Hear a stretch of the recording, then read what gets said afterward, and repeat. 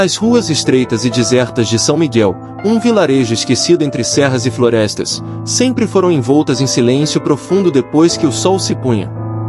As janelas se fechavam cedo, os lampiões a querosene balançavam com o vento, e o som dos grilos se misturava ao coachar dos sapos nos brejos. Ninguém ousava sair tarde da noite, não por causa de bandidos ou de alguma maldição inventada, mas porque todos sabiam que havia algo muito pior à espreita. Havia meses, relatos de ataques brutais se espalhavam. Homens encontrados dilacerados, mulheres arrastadas para dentro da mata, e gritos que ecoavam de forma arrepiante nas madrugadas de lua cheia. Os mais velhos murmuravam uma única palavra para explicar aquilo: lobisomem. São Miguel era cercada por uma vasta floresta de árvores altas e troncos retorcidos. As copas se uniam como muralhas, impedindo até a luz da lua de alcançar o chão. As estradas de terra que ligavam o povoado às fazendas vizinhas passavam sempre próximas à mata, como se alguém tivesse traçado um caminho propositalmente arriscado. Ninguém andava sozinho depois do cair da noite, exceto os mais teimosos ou os forasteiros que ainda não conheciam as histórias. O padre Antônio tentava acalmar os fiéis durante a missa. Meus irmãos, o mal não tem poder contra aqueles que carregam fé verdadeira, dizia, embora seu olhar denunciava o medo que também o consumia. Mesmo assim, o vilarejo seguia em luto constante. Velórios eram realizados quase todo mês, e os caixões fechados escondiam corpos que nenhum parente desejava ver. Entre os moradores, destacava-se um homem chamado Joaquim Ferreira, lavrador de meia-idade, viúvo, acostumado a enfrentar a vida com dureza. Seu pedaço de terra ficava na beira da floresta, a 2 léguas do centro de São Miguel. Trabalhava sozinho, cultivando milho e cuidando de algumas cabeças de gado. Era homem de poucas palavras, mas de coragem inabalável. O povo comentava que Joaquim já havia enfrentado jaguatiricas, onças e até bandidos de estrada. Não era dado a crendices, mas também não zombava das histórias. Sabia que havia algo errado. Muitas vezes, enquanto vigiava o gado à noite, ouvirá uivos longos e cavernosos que faziam seus cães se encolherem, paralisados de medo. Certa vez, ao amanhecer, encontrou uma novilha morta, o corpo rasgado por garras que nenhum animal comum deixaria. Os bois mugiam inquietos, e o rastro de sangue levava direto para dentro da floresta. Joaquim sentiu o coração pesar. O mal não estava apenas nas ruas do vilarejo, mas rondava também sua propriedade. Numa noite de lua cheia, Joaquim voltava da venda, trazendo um saco de mantimentos no lombo do cavalo. O caminho era uma estrada de terra cercada pela escuridão da mata. O vento soprava frio, e cada farfalhar de folhas parecia esconder uma ameaça. De repente, o cavalo empinou, relinchando em pavor. Joaquim mal teve tempo de segurar as rédeas quando ouviu o uivo, longo, grave, tão próximo que fez sua espinha gelar. Dos arbustos, uma sombra imensa surgiu. Não era homem, tampouco fera comum. Tinha o corpo retorcido, coberto de pelos negros, olhos vermelhos que brilhavam no escuro, e uma boca cheia de presas afiadas. O lobisomem. A criatura saltou contra o cavalo, derrubando Joaquim no chão. O animal disparou em desespero, abandonando o dono. O lavrador rolou na terra, sacando sua velha espingarda que trazia a tiracolo. Atirou sem pensar. O estampido ecoou na mata, e o cheiro de pólvora se espalhou. O tiro acertou de raspão o ombro da besta, que recuou, soltando um urro animalesco. Joaquim correu para a beira da estrada, carregando novamente a arma com mãos trêmulas. O lobisomem o fitava, rosnando, mas então fugiu para a floresta, como uma sombra que se dissolve. Joaquim respirou fundo, o coração martelando no peito.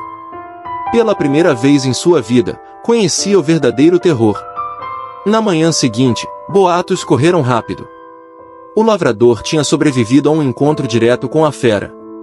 Os homens da vila foram até ele, alguns pedindo detalhes, outros exigindo que organizasse uma caçada. Mas Joaquim sabia que não era tão simples. Isso não é bicho comum. Não adianta armadilha, nem cachorro de caça. O que vi naquela estrada era coisa do inferno. Os mais velhos confirmavam, lobisomens não morrem fácil.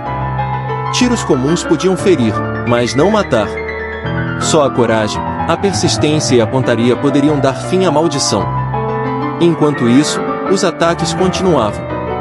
Um rapaz foi encontrado sem vida perto do cemitério abandonado. Uma família inteira foi atacada em sua carroça, restando apenas destroços e sangue na estrada. Os uivos se tornaram cada vez mais frequentes, como se a criatura tivesse tomado gosto pelo medo que espalhava. Joaquim decidiu que não podia esperar. Se ninguém fizesse nada, logo seria sua vez, ou de seus vizinhos. Preparou-se como sabia, limpou a espingarda, reforçou as munições e manteve a coragem no coração. Na terceira noite de lua cheia, ele se escondeu atrás de um tronco caído, próximo à estrada onde tinha visto a criatura pela primeira vez. O vento cortava o rosto, os grilos cantavam, e o silêncio da floresta era apenas interrompido pelo próprio som de sua respiração. Horas se passaram até que o uivo ecoou, desta vez ainda mais próximo. O som parecia vir de todos os lados, mas logo a figura monstruosa surgiu entre as árvores. O lobisomem caminhava arqueado, farejando o ar, como se procurasse presa. Joaquim mirou, apertou o gatilho e o estampido rasgou a noite. O tiro atingiu o peito da fera, que cambaleou, mas não caiu. Em vez disso, lançou-se sobre o lavrador com velocidade assustadora. O homem rolou no chão, levantando poeira, e disparou novamente a queima-roupa. O impacto jogou o lobisomem para trás, mas ainda assim ele não tombou. Sangue escuro escorria pelo pelo grosso, e o olhar vermelho continuava aceso de ódio. "Morre, desgraça!" gritou Joaquim, recarregando com rapidez e atirando de novo. O terceiro disparo atravessou o crânio da criatura. Desta vez, o urro que se seguiu foi de dor e de morte. O lobisomem estremeceu, caiu de joelhos e desabou no chão da estrada, respirando pesado até silenciar de vez. Ao amanhecer, alguns homens do vilarejo foram até o local, chamados por Joaquim. O corpo estava lá, enorme, coberto de pelos e sangue. Mas com o passar das horas, diante dos olhos de todos, a forma monstruosa começou a se desfazer. Os pelos caíram, os ossos estalaram, e diante deles restou apenas um cadáver humano, um homem que todos conheciam de vista. Era Antônio Braga, um sujeito amargo, solitário, que morava na beira da floresta. Nunca tivera amigos, nunca fora de confiança. Sempre olhava os outros com rancor e falava pouco. Agora estava ali, revelado como a fera que espalhara terror. O padre Antônio benzeu o corpo, mas não conseguiu esconder o tremor nas mãos. O povo comentou que aquele homem já carregava o mal dentro de si, e que mesmo como lobisomem, morreu tão mal quanto viverá. Depois daquele dia, os uivos cessaram.